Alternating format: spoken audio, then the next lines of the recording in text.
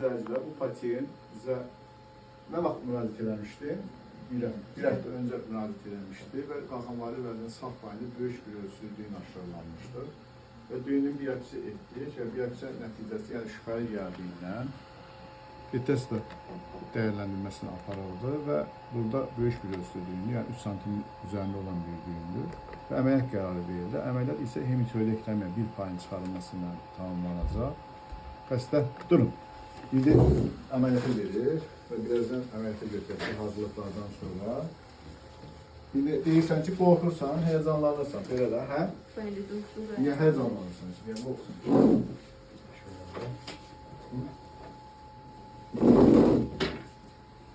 Çok da qorxuram, iz qalmalar. Biz qalmalar. Başqa narahatsın yox ki? Başqa çox suallar vermək istəyirəm. Bax, verərsən. Amma qeyd edirsən ki, bizim səhifədə də baxdın, məlumatlandırdın, artıq yəni məlumatlısan, əməliyyatın gedişi barəsində, əməliyyatdan sonraki dövr haqqında yetərli məlumatın var. Yəni buradan da deyirsən ki, yəni belə videoların olması, bəli, insanların üstün, bəli, maarifləndirici, yəni bizim etdiyimiz üçün də dəstəkləyirsən bir pasiyent olaraq. İnşallah yaxşı olar. Əməliyyatdan sonra da bir müsahilə edərsən. Allah şəfa versin. Çox sağ olun.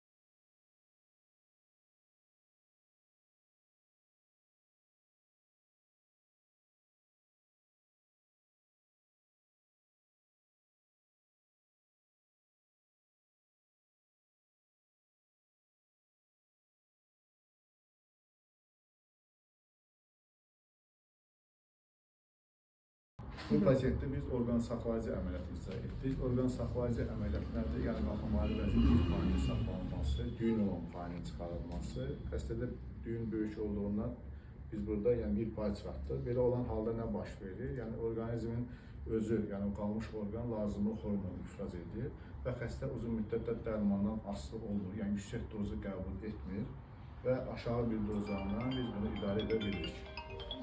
Belə. Narahatçılıqlar olmadı ki, xidmət nə cür oldu? Yaxşı xidmət.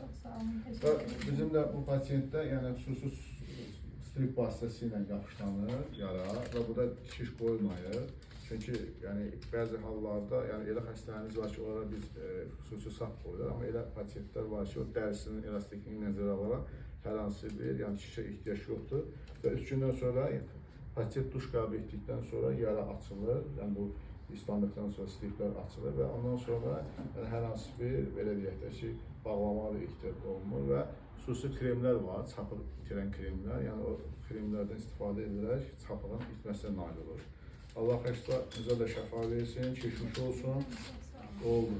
Buyurun. Sana yapışdır buraya.